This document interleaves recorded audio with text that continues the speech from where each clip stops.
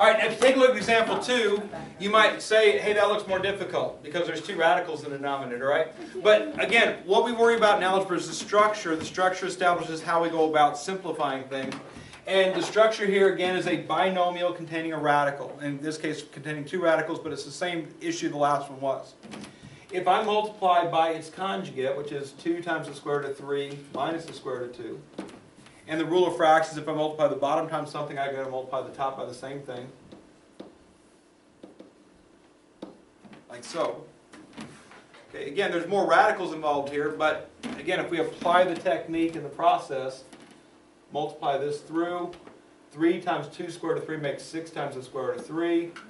3 times negative square root of 2 makes negative 3 square root of 2.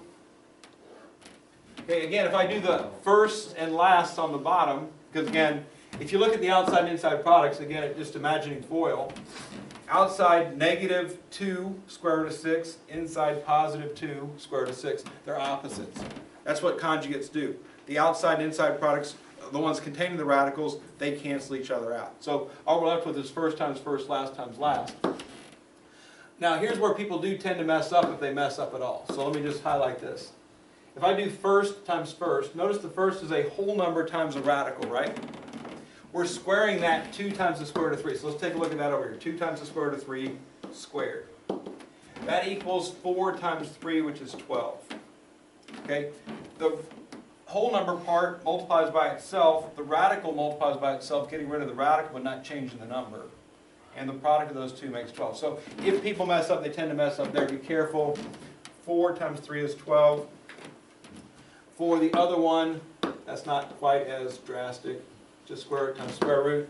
Again, notice it's positive times negative makes a negative. Square root of 2 times square root of 2 makes 2. So even though there's two radicals in the bottom, you square the first, you square the second, they both become whole numbers. So now you can work with them as non-radicals. So the simplified version of this is 6 times the square root of 3 minus 3 times the square root of 2 all over 10.